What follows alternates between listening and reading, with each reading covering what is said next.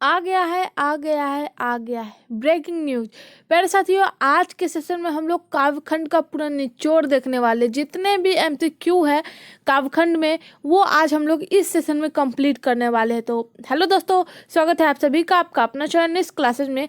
तो दोस्तों, आज के सेशन में हम लोग एमसीक्यू देखने वाले हैं। टोटल 150 प्लस एमसीक्यूज देखेंगे। पूरे काव्यखंड का निचोड़ देखने वाले, जितने भी चैप्टर है काव्यखंड में उस सभी का एमसीक्यूज देखने वाले हैं। तो आज का सेशन बहुत ही इंपॉर्टेंट है और बहुत ही झकास है, तो अंत तक बने रहिए, वीडियो को स्किप मत कीजिए।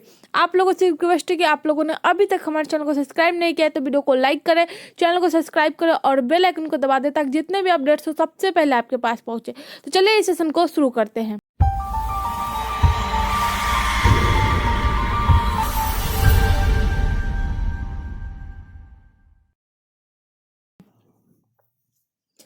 तो देखिए, हमारा फर्स्ट क्वेश्चन है कि करवक के कवि कौन है। ये हम लोग का पहला चैप्टर है काव्यखंड का। कबीर दास, सूरदास, मलिक मोहम्मद जैसी या फिर नावादास। तो इस क्वेश्चन का राइट आंसर ऑप्शन सी है, मलिक मोहम्मद जैसी।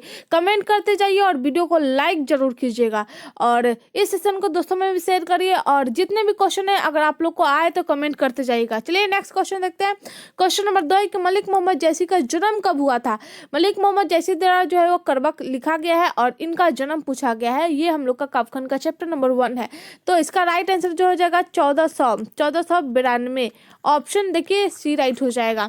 नेक्स्ट क्वेश्चन है कि मलिक मोहम्मद जैसी का जन्म किस प्रदेश में हुआ। इनका जन्म जो है वो 1492 में, लेकिन कहाँ किस प्रदेश में हुआ। उत्तर प्रदेश, मध्य प्रदेश, आंध्र प्रदेश या इनमें से कोई नहीं। तो राइट आंसर ऑप्शन है उत्तर प्रदेश में हुआ है।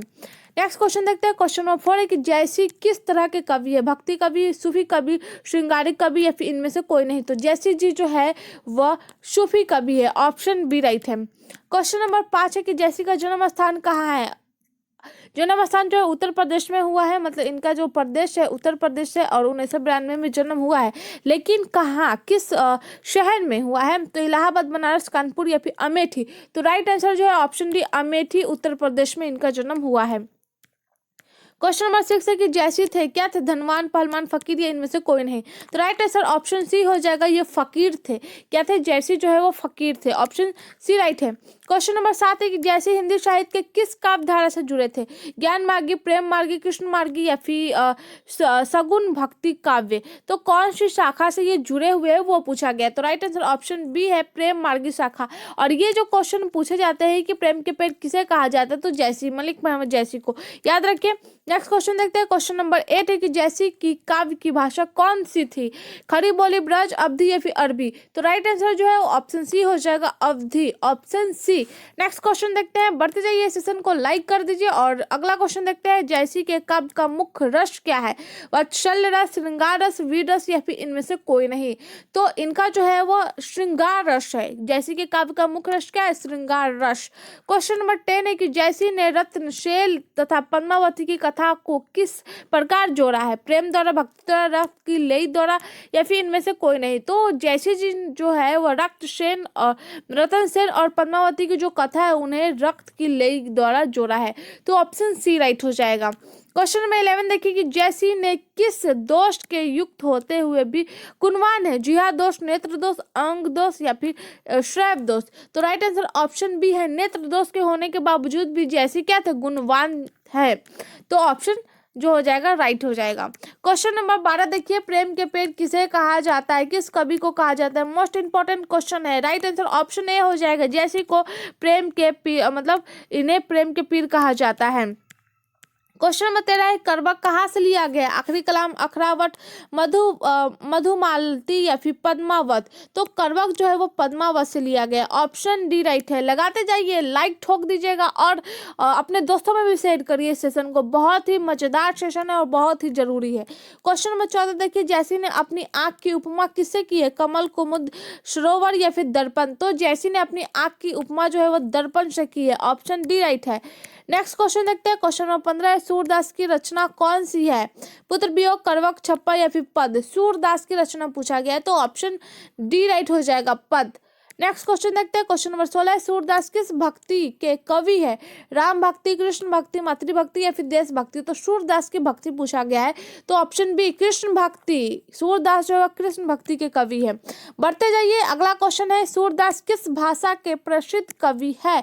अवधी, खड़ी बोली, ब्रज भाषा या फिर मैथिली? तो राइट आंसर जो है ऑप्शन सी हो जाएगा, ब्रज भाषा के प्रसिद्ध कवि है। क्वेश्चन नंबर 18 देखिए, सूरदास किस धारा के कवि है? रामाश्रय, कृष्णाश्रय, शैव या फिर इनमें से कोई नहीं? तो राइट आंसर ऑप्शन बी हो जाएगा।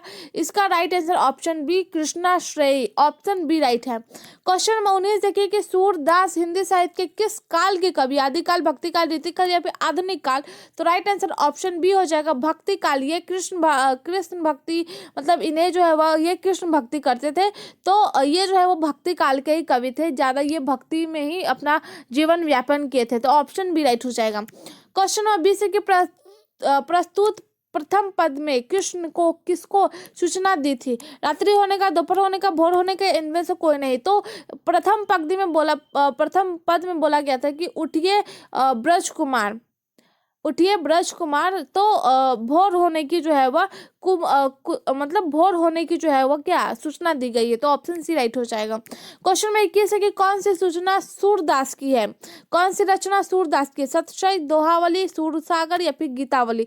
तो राइट आंसर जो है ऑप्शन सी हो जाएगा, सूरसागर। बढ़ते आगे, क्वेश्चन नंबर 22 है कि सूरदास को किस चीज की भूख थी? कृष्ण के जूठन, प्रेम की या फिर काव्य रचना की या फिर इनमें से कोई नहीं? तो कृष्ण जूठन की इन्हें भूख थी। नेक्स्ट क्वेश्चन बढ़ते आगे, क्वेश्चन नंबर 23 है कि सूरदास की अनुमानित जन्म तिथि क्या है? अनुमानित जन्म तिथि पूछा गया है 1475, ये इनका राइट आंसर है, option B. Next question number 24 है कि साहित्य लहरी किनकी रचना है? जयश्री, सूरदास, कबीर या फिर तुलसीदास? तो इस क्वेश्चन का राइट आंसर ऑप्शन बी है, सूरदास। सूरदास के गुरु का क्या नाम था? नरहरिदास, विठलनाथ, बल्लभाचार्य या फिर आनंद दास? तो इस क्वेश्चन का right answer option C Vallabhacharya. Surdas के गुरु का नाम बल्लभाचार्य। क्वेश्चन नंबर 26 है कि सूरदास की रचना की भाषा क्या है? सूरदास की रचना की भाषा पूछा गया है, ऑप्शन बी ब्रज भाषा। बढ़ते आगे, क्वेश्चन नंबर 27 है, सूरदास किस मार्ग में दीक्षित हुए? किस मार्ग में दीक्षित हुए वो पूछा गया, ऑप्शन सी पुष्टि मार्ग, ऑप्शन सी राइट हो जाएगा। लगाते जाइए, क्वेश्चन नंबर 28 है कि सूरसागर किस भाषा में रचित है? सूरसागर की भाषा पूछा गया है, ब्रज भाषा में। सूरदास जो है वो ब्रज भाषा में अपनी रचना को है वो पब्लिश किया है, तो सूरसागर इन्हीं की रचना है, तो ब्रज भाषा में किया है। बढ़ते आगे, क्वेश्चन नंबर 29 है, कन्या का क्या अर्थ है? कन्या, ये जो पद है इसमें कन्या वर्ड जो यूज किया गया है वो कन्या का क्या मतलब अर्थ है? तो गोद, option C, option D right हो जाएगा। बढ़ते आगे, नेक्स्ट क्वेश्चन देखते हैं। क्वेश्चन नंबर 30 है कि भगवान श्री कृष्ण किस कवि के पूज्य थे? मतलब भगवान श्री कृष्ण किस कवि के पूज्य थे? तो सूरदास के। सूरदास जो है वो भगवान श्री कृष्ण को बहुत पूजते थे, तो ऑप्शन डी राइट है। क्वेश्चन नंबर 31 देखिए, तुलसीदास का जन्म कब हुआ? तुलसीदास का जन्म पूछा गया है, ऑप्शन बी राइट हो जाएगा, 1543 ईस्वी में, ऑप्शन बी राइट है। क्वेश्चन नंबर 32 देखिए, सूरदास का जन्म किस प्रदेश में हुआ है? हिमाचल प्रदेश, आंध्र प्रदेश, उत्तर प्रदेश या फिर मध्य प्रदेश? तो राइट आंसर ऑप्शन सी हो जाएगा, उत्तर प्रदेश में जन्म हुआ है। क्वेश्चन नंबर 33 देखिए, रामचरितमानस किनकी रचना है? तुलसीदास की, ऑप्शन बी राइट हो जाएगा, तुलसीदास द्वारा रामचरितमानस रचा गया है। क्वेश्चन नंबर 34 देखिए, तुलसीदास किस शाखा के कवि है? तो राम मार्गी शाखा के। प्रेम मार्गी शाखा जैसी जी, कृष्ण मार्गी शाखा जो है वह सूरदास, और तुलसीदास जो है वो राम मार्गी शाखा के, तो ऑप्शन ए राइट हो जाएगा। क्वेश्चन नंबर 35 देखिए, दूसरे पद में तुलसी ने अपना परिचय किस रूप में दिया है? दूसरे पद में जो है वह तुलसी ने अपना परिचय किस रूप में दिया है वो पूछा गया है, तो राइट आंसर ऑप्शन सी भिखारी के रूप में इन्होंने अपना परिचय दिया है। क्वेश्चन नंबर 36 है कि काशी में कितने वर्षों तक रहकर तुलसीदास ने शिक्षा प्राप्त की? कितने साल तक रहे? तो 10 वर्षों तक, 10 ईयर तक जो है वह क्या है, ये काशी में रह करके शिक्षा प्राप्त की। किसने? तुलसीदास ने।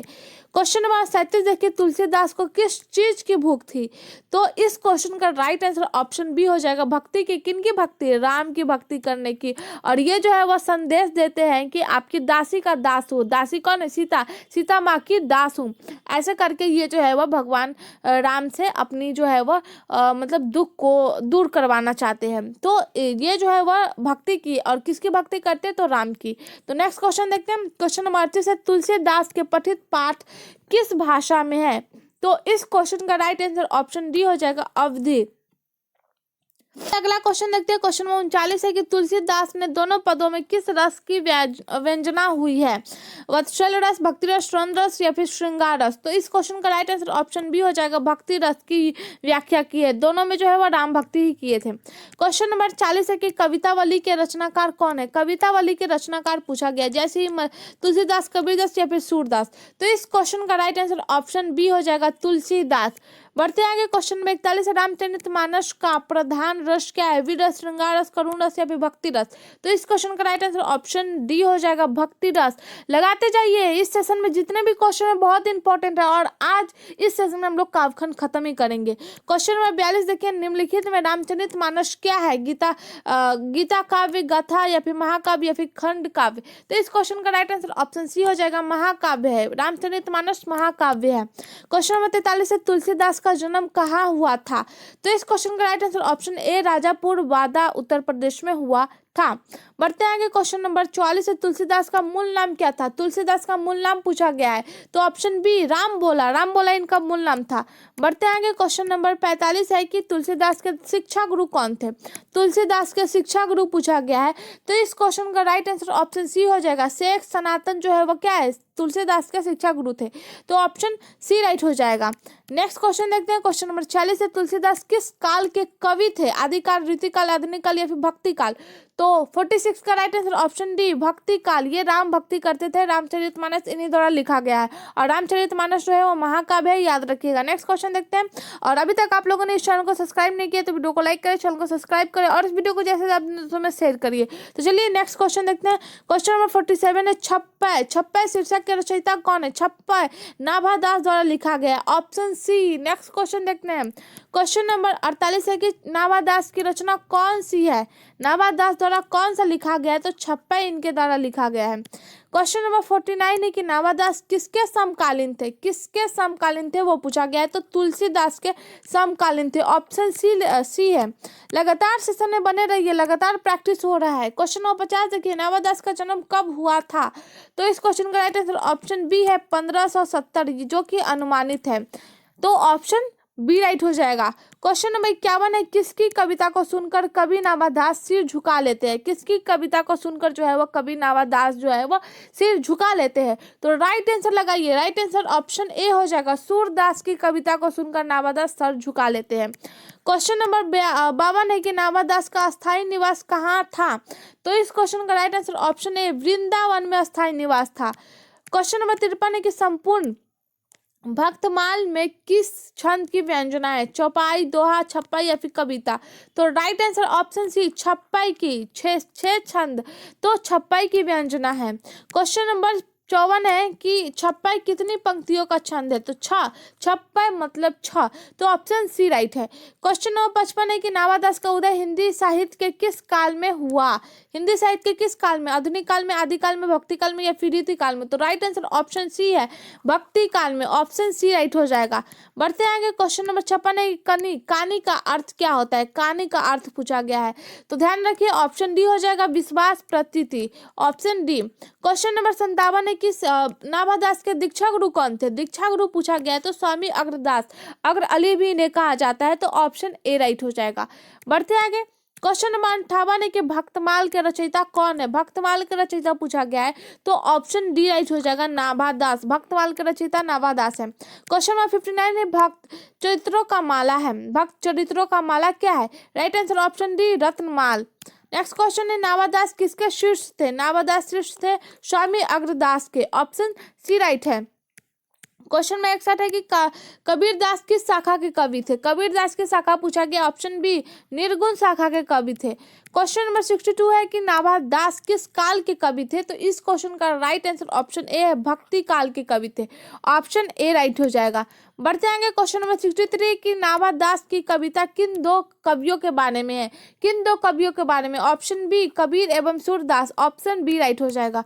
क्वेश्चन नंबर 64 है कि भूषण ने कौन सी कविता लिखी है? छप्पय पद कवित या फिर करबक? तो राइट आंसर जो हो जाएगा ऑप्शन सी हो जाएगा, कवित। भूषण द्वारा कवित लिखा गया है।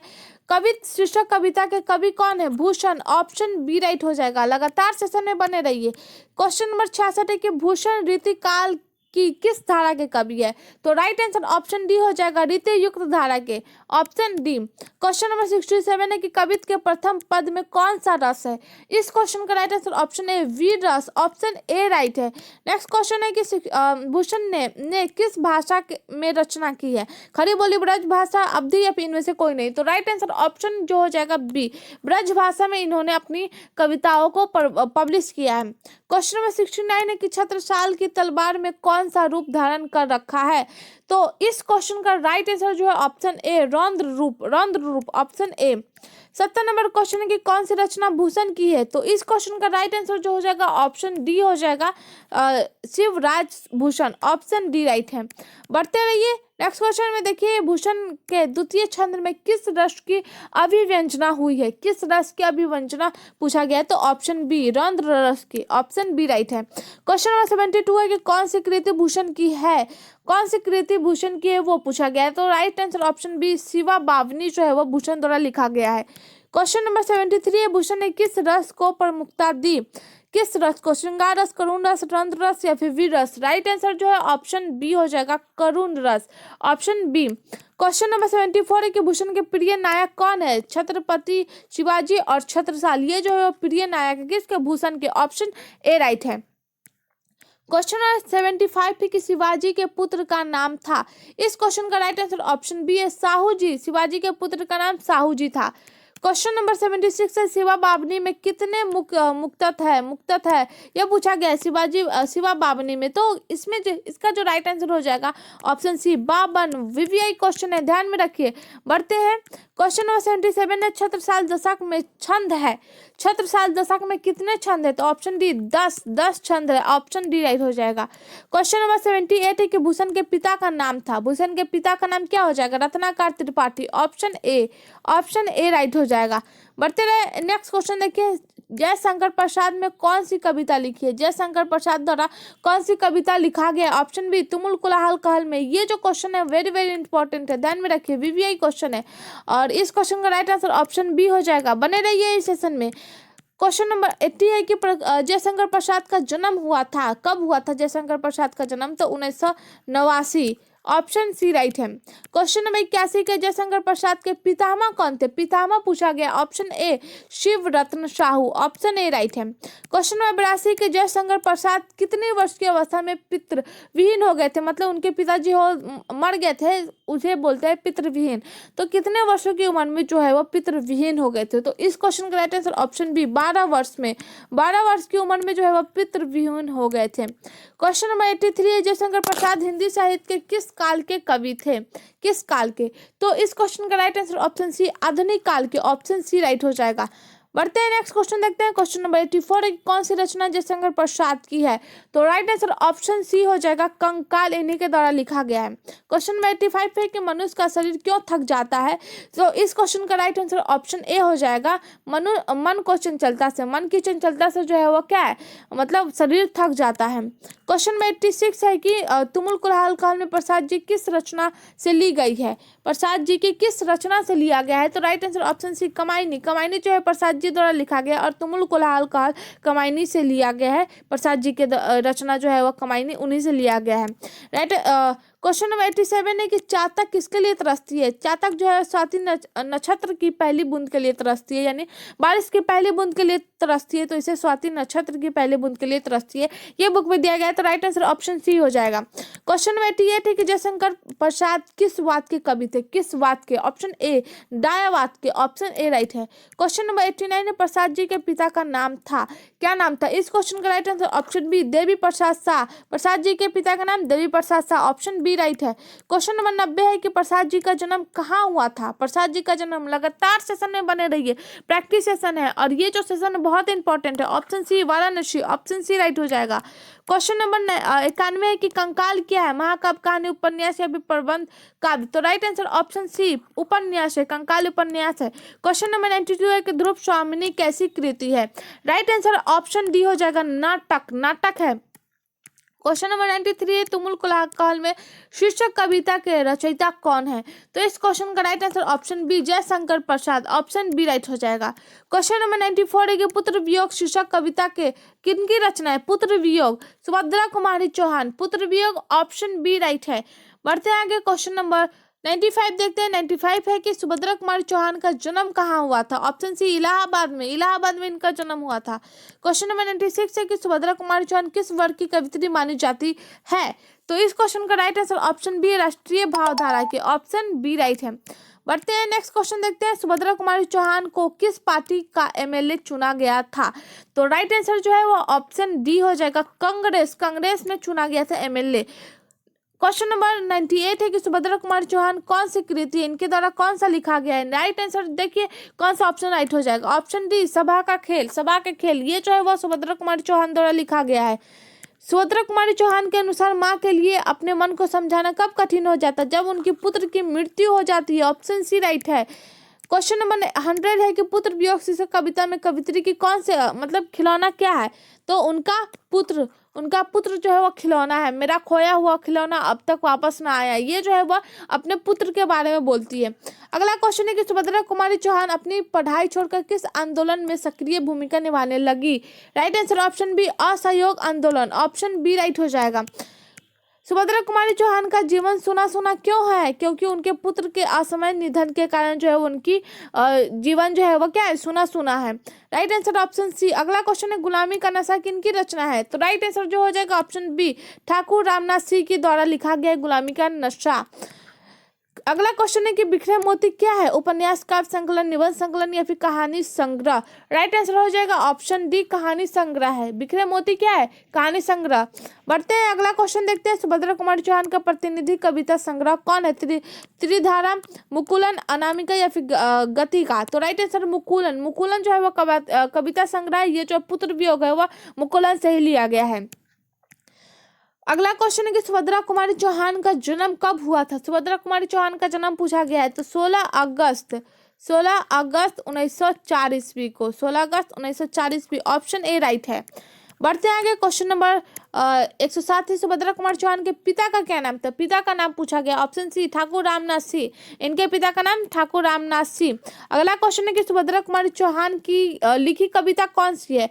पुत्र वियोग, इन्हीं के द्वारा लिखा गया, ऑप्शन बी राइट है, ऑप्शन बी।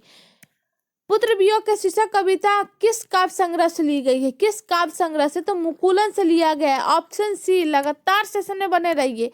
क्वेश्चन नंबर 10 है कि कुली प्रथा किनकी कृति है? कुली प्रथा, right answer option A Thakur Lakshman Singh की।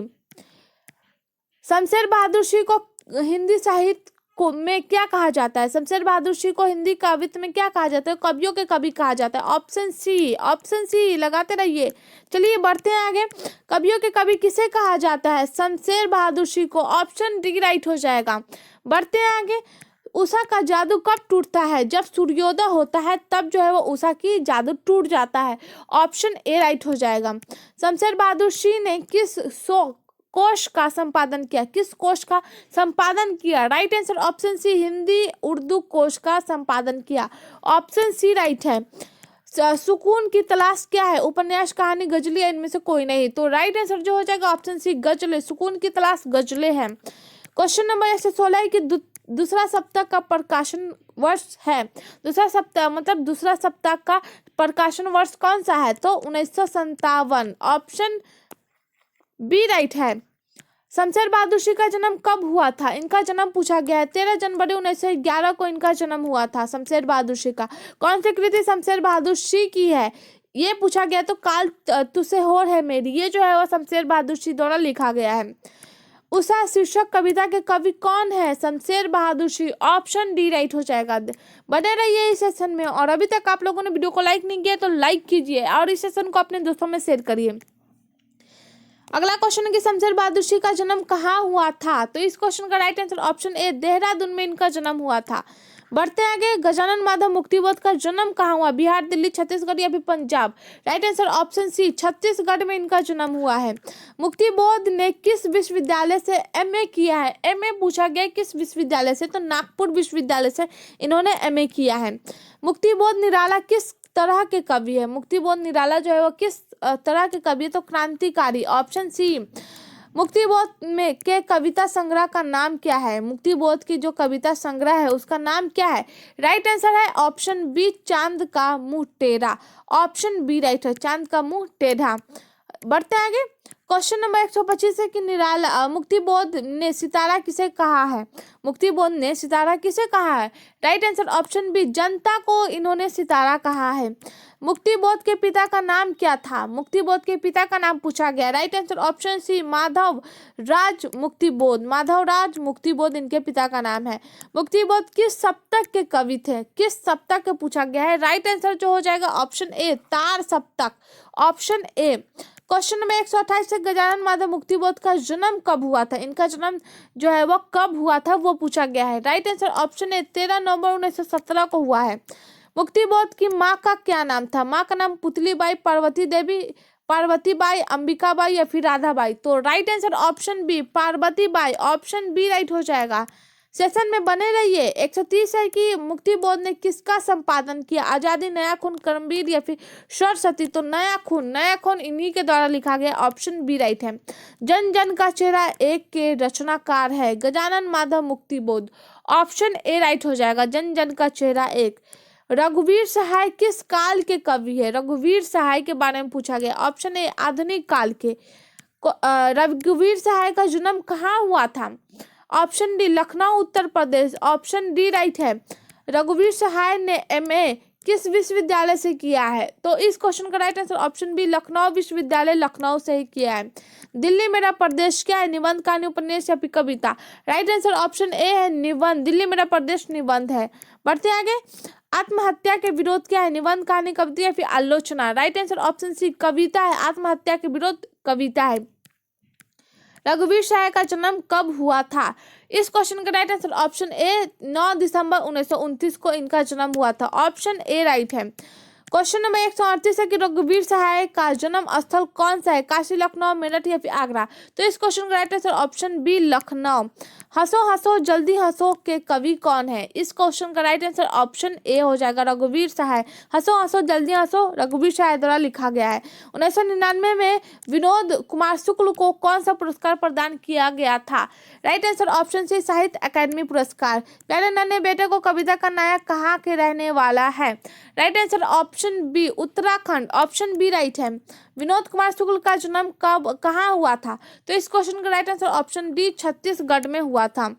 विनोद कुमार शुक्ल का जन्म कब हुआ था? तो इस क्वेश्चन का राइट आंसर ऑप्शन ए, 1 जनवरी 1937 को हुआ था।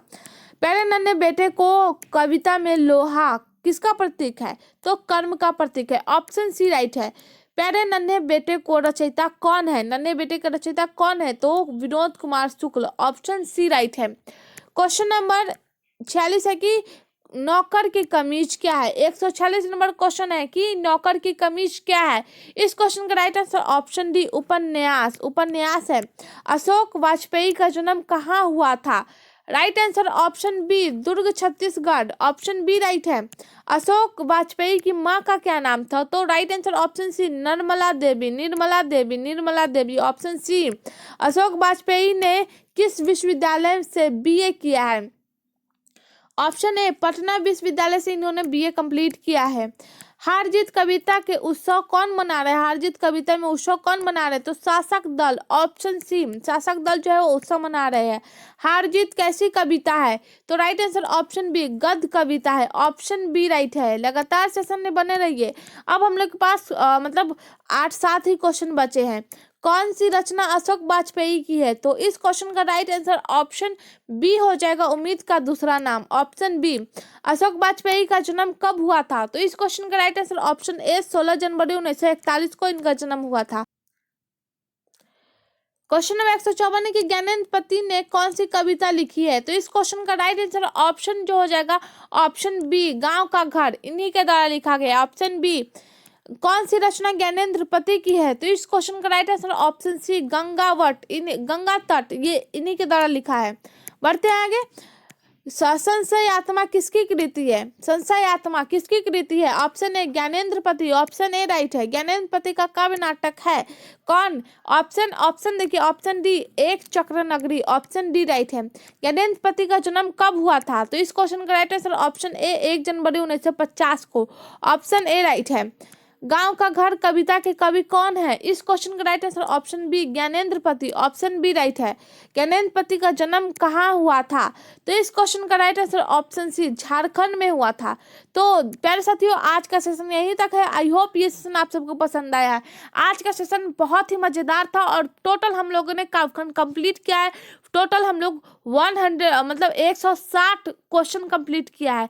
और ये सब जो क्वेश्चन है बोर्ड एग्जाम में पूछे जा सकते हैं, तो फुल प्रैक्टिस कर सकते हैं। एक बार देखिए, 2 बार देखिए, आप लोग को पूरे लाइफ टाइम अपलोडेड वीडियो मिल जाएगा, तो आप देखते रहिए। तो चलिए, इस सेशन को आज के लिए बस इतना ही रखते हैं। तो मिलते हैं अगले सेशन में। आज के लिए बस इतना ही। धन्यवाद।